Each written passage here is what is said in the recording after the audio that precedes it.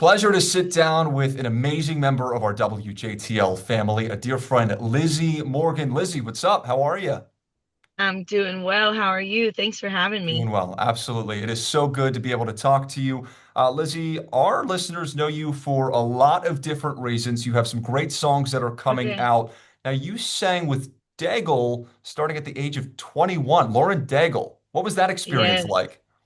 Crazy. I mean, I went from being home and like chilling at my house, singing at my grandparents' church to being on tour with Lauren Daigle. And it was right when You Say had come out. So it was like a really big season for her. So it was wild. It was crazy.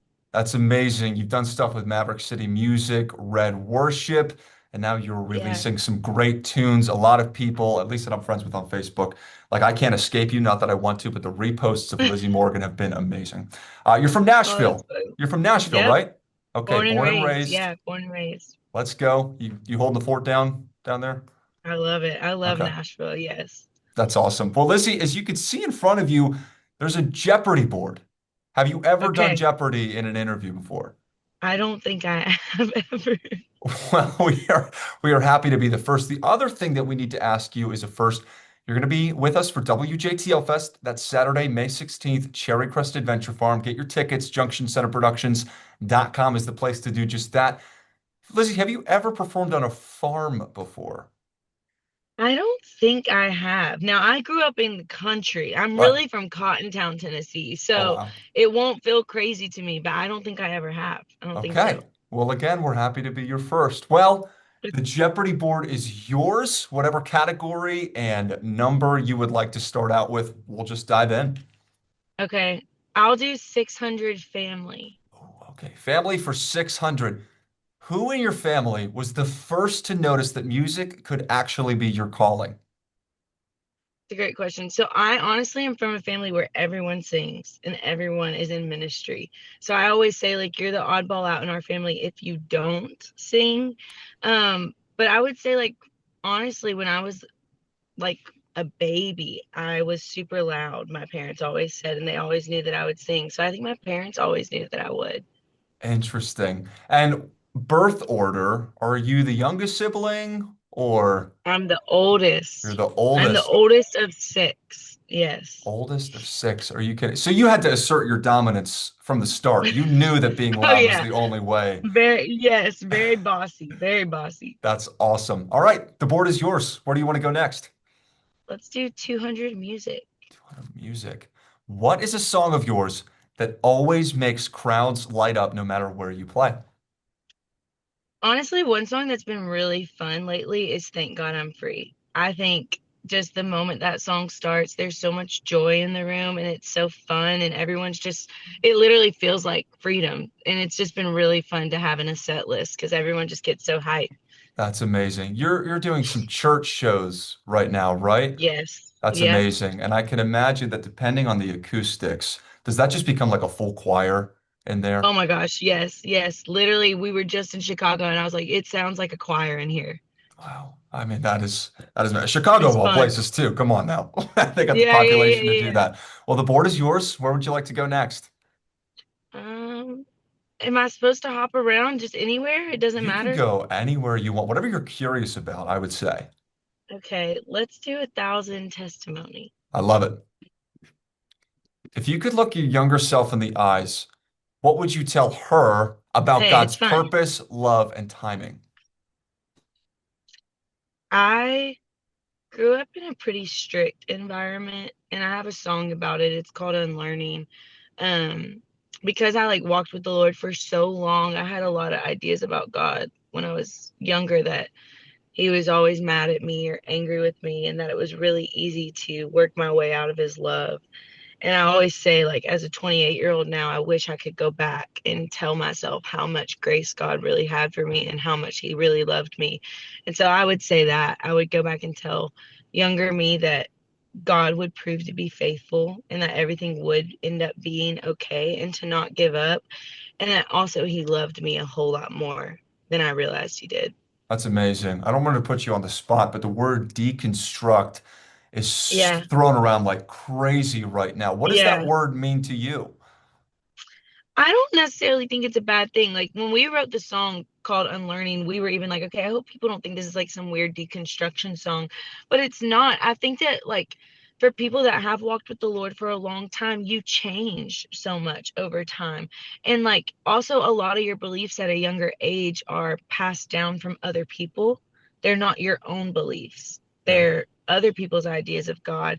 And so I think that it is important as you grow to be willing to relearn things about God's Hmm. characteristic, to say, oh, maybe I was wrong about that.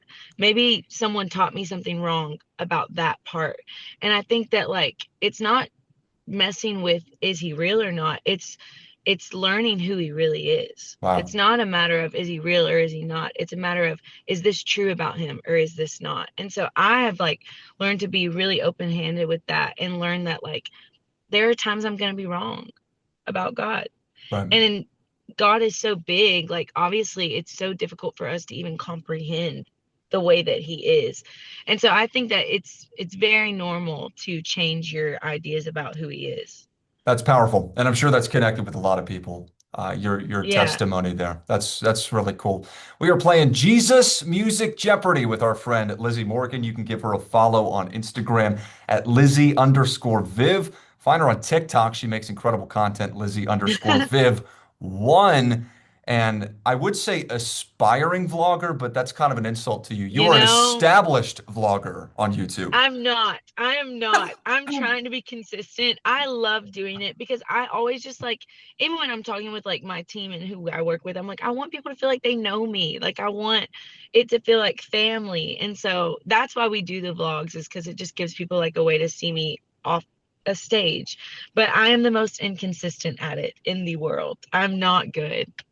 That's awesome. Well, hey, for anyone watching, check it out on YouTube. Lizzie Morgan is what to type in the search bar, and you should be the first thing that comes up. And if not, we'll make it happen. Well, Lizzie, the board Yeah. is yours. Where would you like to go Okay. next? I haven't done any performing, so I'll do 600 Okay, performing. for 600. Do you remember your first time performing live and what that experience taught you?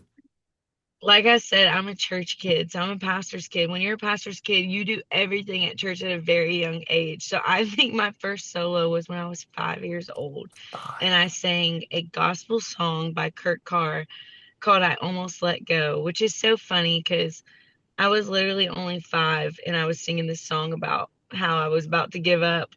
But my Aunt Delana, she always says that when I was singing that song, she cried because growing up, like I have a crazy testimony. My dad was like addicted to cocaine and like I had been through a lot at a very young age. And my Aunt Delana always says that she just cried while I sang that song because even though I didn't really know what I was going through, it was still real. And so I was singing a worship song that was still real, even at a young age. And so honestly, I've been singing for so long. That was my first time though, 5 years old. Wow. 5 years old. And that's probably one of the greatest stories that your family tells over and over again. Is that true? Yeah, yeah, they repeat it for sure. That's great. Well, where would you like to Um, go next? Let's do 1,000 family. I All love right. talking about my family, if you Come on can't now. tell. Come on now. What is the most powerful moment where your family's faith carried you when your own strength was running low? Oh gosh. So I always say we grew up country. So my house was down the hill and my grandparents' house was up the hill. And we could literally climb up there. And my grandmother has always been such a woman of faith and a prayer warrior. And I can remember being a little girl while my dad would be strung out and he would come in and out of the house and it was just chaos growing up. And I would climb my little feet up the hill and knock on my grandparents' door. And I truly say, like, my grandparents' faith carried me. And those long nights staying up with them in the living room, like, just crying my eyes out till 3 a.m. sometimes, and them just speaking life into me and reminding me of who God was and that He had me, honestly carried me. It really did. Um, and my dad now, he's been like drastically healed of his cocaine addiction. He overcame that. So there's just so much testimony. But when I was that age, I didn't know if it would ever like get to the other side of it. And so I really do remember spending so many nights in my grandparents' house and them praying for me and just counseling me really, and helping me to believe that God was still real because I had a lot of doubts when I was younger. Wow. That's cool. Our grandparents the best. I mean, come on now. They are the best. They are. Well, where do you want to go next? We can do 200 performing. 200 performing. What is one thing you always do before hitting the stage? I always say a quick prayer because sometimes you don't always have time to like be in the throne room before.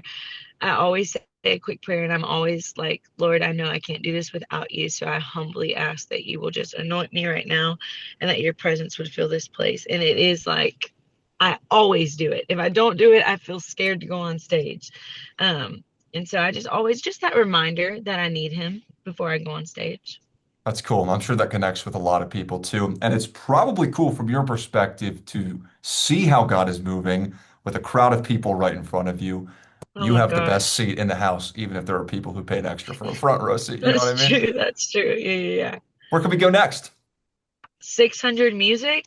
I love it. All right. Can you share a little bit about your album, Not My Will? Yes. So, like I said, grew up with the Lord my whole life. This album really came out of a season of I really had a lot of things that I wanted for my own life. I had a lot of dreams that I had been holding on to really, really tightly. And I felt like the Lord was asking me to surrender some things, and I did not want to. And my pastor always says the first yes is the easy yes. The yes to salvation is the easy one. The second one that's hard that people forget about a lot is the yes to his will.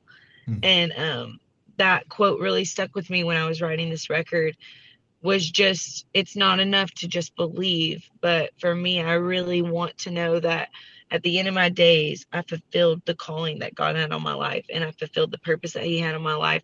And so this record, there's a lot of tension in it and a lot of like really wrestling with my own ideas and what I want for my life versus knowing that God has something else for me, and trying to, as a believer, really sit in that tension of I'm going to say yes when I don't want to say yes. And I'm going to Hmm. say no when I don't want to say no, trusting that his way is better.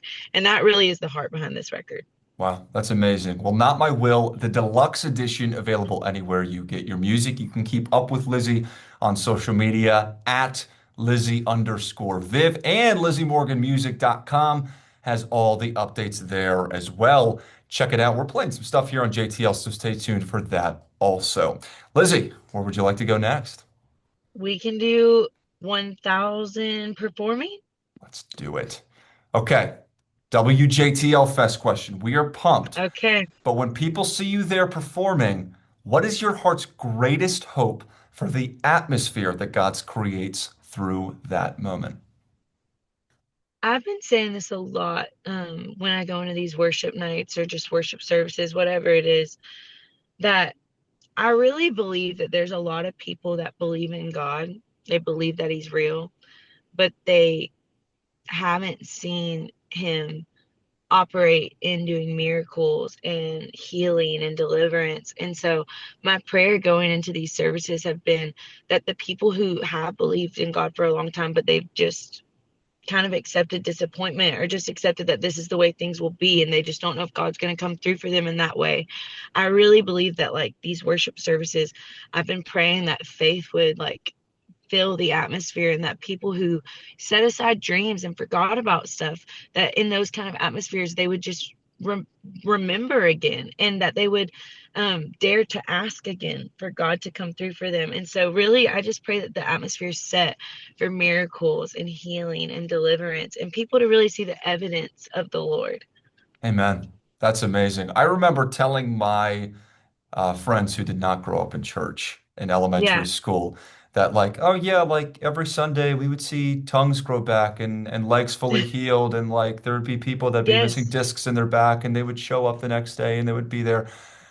What are you talking about? And in Yeah. hindsight, it's really funny, but I would love to see that, like you're saying, like let's just create an atmosphere where that's normal because it is. Yes. That power lives Yep. inside of us. You have absolutely. me pumped for that day. Where would you like to go next? Let's just finish the thousands, Let's thousand do it. music. Let's do it. Okay. Across your career, how have you seen God use your music to reach people in ways you never could have orchestrated yourself? Man,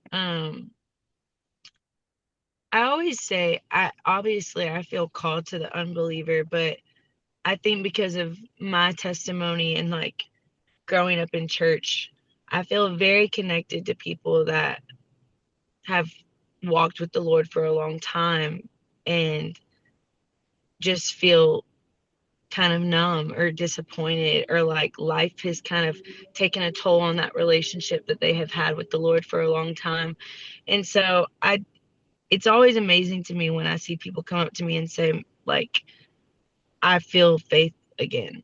And like I believe in the Lord, but this is the first time that I have dared to believe for something again. And so I think that a lot of my testimony leans towards people that have walked with the Lord for a long time and just reviving that relationship again, like that the sweetness of falling in love with the Lord. I think the longer you walk with them, it can be difficult to keep that spark alive. And so I do think that my music leans to those people a lot. And obviously, you hear testimonies all the time when you go to these places and you get to meet people. And I do hear that a lot. People who have walked with the Lord, they're like, man, I'm daring to believe again. And I Wow. think, like, obviously, that's super humbling for me. Yeah. That's incredible. Well, thank you so much. I want to be sensitive to your time, so we'll let you jet. For our Thank listeners you. tuning in, watching this, make sure you follow Lizzie on Instagram, TikTok. It's at Lizzie_Viv. On TikTok, it's Lizzie_Viv1.